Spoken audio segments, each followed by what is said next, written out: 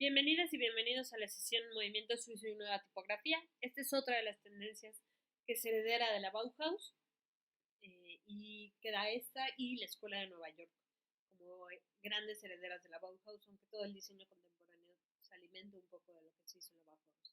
¿Por qué sucedió en Suiza? ¿Qué estaba pasando en Suiza? Suiza es de los pocos países neutrales europeos que efectivamente no son invadidos, porque Bélgica también era neutral y aún así lo agarraron de tapete para hacer batallas, pero nadie se atrevió a invadir a Suiza, en parte porque era una potencia bancaria y ahí estaba el dinero de Europa. Y Suiza en realidad se llama Confederación de Repúblicas Helvéticas, es un país, hoy tiene 5 lenguas, en ese momento reconocían 3 lenguas oficiales, francés, italiano, alemán, el romanche, que solo lo habla el 2% de la población, y hoy el inglés forma parte. Pero el hecho de hablar estas 3 lenguas les permite acceder a todo el conocimiento de la Bauhaus, a todo el conocimiento que se había diseñado en Francia, eh, fuera desde el Art Nouveau, desde el Art Deco, aunque lo vayan a pulir, y también Dada, uno de los movimientos fundacionales de Dada es en Suiza. Entonces pueden recuperar todo este conocimiento y llevarlo a la práctica. Coincide con que grandes empresas suizas van a empezar a vender sus productos fuera de Suiza, entonces hay que hacerles publicidad. Todas las farmacéuticas suizas, por ejemplo, los bancos suizos y Siemens también en Suiza, que las empresas mexicanas las construyeron con maquinaria Siemens, por ejemplo. La industria de los quesos, que casi todos los quesos franceses en realidad son suizos, y la industria de los relojes. Entonces, Suiza tiene que promocionar sus productos. Además, es un país turístico, siempre ha sido un país turístico, y con la Segunda Guerra Mundial, el turismo en Europa obviamente va a bajar, entonces hay que volver a promover Suiza. De hecho, el cartel que ustedes tienen aquí es un cartel de promoción turística. Hay 2 escuelas fuertes en el estilo suizo, la de Zúrich, que la encabeza Anton Stakowski, y él hace la imagen de las Olimpiadas del 69 y del 72 junto con Max Bill, que es suizo y entonces va a estar en Suiza después de Ulm, y la Escuela de Artes y Oficios de Basilea, en donde va a estar Jan Schihold y Ernst Keller. Schihold ya había aparecido su nombre, porque él estuvo en la Bauhaus, y ahorita vamos a ver por qué es tan importante. De hecho, es más importante acá que lo que fue en la Bauhaus. En 1939 en Suiza empieza a haber una exposición nacional de los mejores carteles producidos en Suiza y luego hacen en la misma época la exposición de empaques y entonces empieza a haber una competencia brutal y eso va a innovar y mejorar el diseño. No es casualidad que la internacionalización del diseño gráfico suizo coincidiera con la gran expansión industrial y comercial de las empresas más dinámicas durante el decenio de los años 60.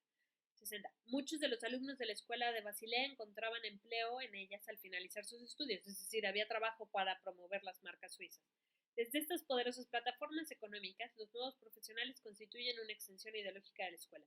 Un poco como si ahorita México aprovechara que están de moda lo mexicano y se pusiera a contratar diseñadores para posicionar los productos mexicanos, que sería lo ideal, y entonces dejaríamos de discutir con América Latina si el aguacate se llama o no se llama aguacate, si nos pusiéramos a hacer un buen diseño y quedara claro que para todo el mundo va a ser aguacate.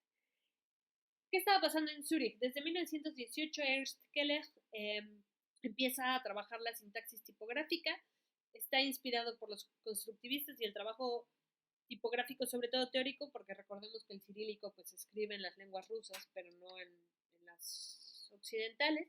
Hans Fiesler es de los primeros en incorporar la fotografía y aquí viene la gran diferencia entre el estilo internacional suizo y la nueva tipografía. La nueva tipografía es trabajo 100% tipográfico, mientras que el estilo internacional suizo lo que van a hacer es incorporar la fotografía al diseño gráfico utilizando la retícula de forma que la fotografía embona perfecto en el cartel, todos los elementos del cartel están justificados, tienen una razón de ser, hay una matemática perfecta entre las proporciones de los objetos ahí metidos y ese es el estilo internacional suizo. Fiesler va a diseñar carteles, anuncios y folletos. Iten, que también había sido de la Bauhaus, si se acuerdan es el místico que se convirtió al budismo, y Bill llegan con el espíritu de Gropius a Suiza. Joseph Müller-Hoffmann es artesano y creó carteles fotográficos y tipográficos y eventualmente va a ser consejero de IBM. Recuerden la marca IBM porque aunque no es una marca fácilmente se consuma, en realidad la consumen productores más que el consumidor. Indirectamente compras IBM cuando compras una computadora, pero no eres tú quien la compra. De todas formas, IBM va a invertir y va a impulsar el diseño casi tanto como lo hizo con The Nast, o lo siguen haciendo con The Nast y Harper's Bazaar. Los pioneros del cartel se consideran Alois Carriger, que el primer cartel que vimos de promoción turística es de Carriger, Émile Cardignan, las imágenes de él, y ellos son los que van a poner las reglas del cartel que se va a internacionalizar. Esencia no es claridad, es decir, sobre todo el cartel tiene que ser claro. Reglas, barras y retículas, si ya se inventaron, utilízalas y el cartel tiene que ser técnicamente perfecto. Y contra la degradación tipográfica. Ellos van a diseñar las mejores tipografías que existen todavía hasta hoy. Por lo tanto dicen, bueno, ¿para qué usar una tipografía imperfecta si ya estos tipos las inventaron? Midinger inventa la Helvética, que se llamaba originalmente Haas porque la inventó para una fundación Haas. Luego se da cuenta de lo grandiosa que es él y todo el mundo, y entonces intenta liberarla al mundo con el nombre de Suiza, por eso Helvética. La cosa es que ha habido una compradera de los derechos de Helvética y por eso no es. Las PCs, por ejemplo, no la traen porque Mac tuvo derechos de Helvética. Pero bueno, Helvética, por lo que es perfecta, dice, es un tipo eficiente de uso diario, sea para encabezados o para el texto. Su éxito se debe a la legibilidad desde cualquier situación. Es legible en cualquiera de sus variaciones. Ultra delgada o ultra negrita. Funciona para carteles, funciona para libros. Ahora, aquí hay una gran diferencia. ¿Cuándo se usan las serifas y cuándo no se usan las serifas? Estos suizos nunca usaron serifas. Y resulta que hoy en el diseño editorial de libros digitales es mejor el texto sin serifas, porque las serifas con la luz de la pantalla se corren y te hacen ver una línea. En cambio, impreso es más fácil seguir la línea que hacen las serifas.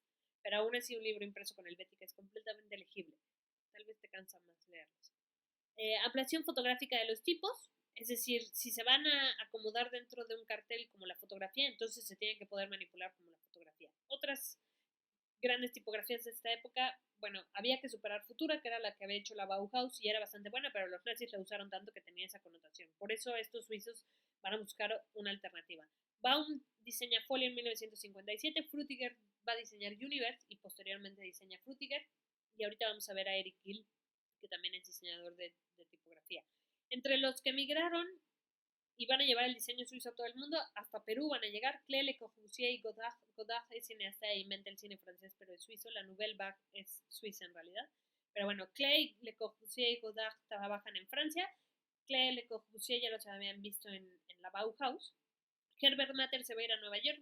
Recuerden el nombre de Herbert Matter porque va a ser súper importante para una campaña que hace Paul Asher, quien pertenece a los diseñadores postmodernos. Eric Nietzsche primero va a París, donde diseña la tipografía Dräger y luego se va a Nueva York. Todos ellos van a trabajar en las revistas de moda. Peter Knapp, que fue director de Elle y les va a diseñar todavía un diseño editorial que conservan. Jan Mer, que trabaja en el jardín de modas y luego se va a Japón a trabajar con el rollo minimalista. Holstein trabaja en Francia. Hubert Vivarelli y Walter Balmer y Laura Lam se van a Italia y fundan el diseño italiano, que en realidad pues sería suizo. Y van a tener su propia revista, la revista Graphics, que dirigen Walter Amstutz y Walter Herdeg, donde van a promover todos estos conocimientos. Schickhold, que es el que les había dicho que estaba en la Bauhaus, fue parte de los que estuvieron investigando sobre cómo hacer una tipografía funcional. Sin embargo, va a ser hasta que regrese a Suiza que lo va a lograr. Este es el manifiesto de la tipografía de Schickhold. Y su gran aporte es el entender que el espacio en blanco no es un espacio sobrante, sino es un espacio necesario. ¿Por qué en esta imagen no corre el texto de acá para acá? Porque este espacio en blanco está medido con una retícula, tiene una función, te permite descansar y pasar al siguiente texto. Entonces el espacio blanco nunca se puede ver como sobrante. Es gran promotor de las tipografías sin serifas. Gill, que su tipografía más famosa es la familia tipográfica Gill, pero bueno, también hace Perpetua, Aries, es decir, Gill tiene con serifas y sin serifas, es uno de los primeros en poder justificar un texto de manera adecuada. Ya ven que cuando justifican a veces aparecen dobles espacios. Otros diseñadores, Pieter Tzvar, que dice que el espectador no es pasivo, que al revés, que le gusta lo complejo y entre más complejo el cartel y más se tarda en entenderlo, siempre y cuando sea entendible, tampoco se trata de hacer rompecabezas, más va a funcionar porque la gente se va a acordar de aquel cartel que logra entender. Ants, que forma parte del movimiento del tipo que se llama International System of Typographic Picture Education, que funda un sociólogo, Otto Neurath, que dice, está padrísimo su nueva tipografía, y los que no saben leer, y entonces hacen los monitos, que hoy los vemos en los baños, por ejemplo. Herbert Matter, que es movimiento internacional suizo y basa muchísimas de las campañas turísticas que hasta la fecha siguen siendo reconocidas como las mejores. Basen, por ejemplo, esa es una campaña turística.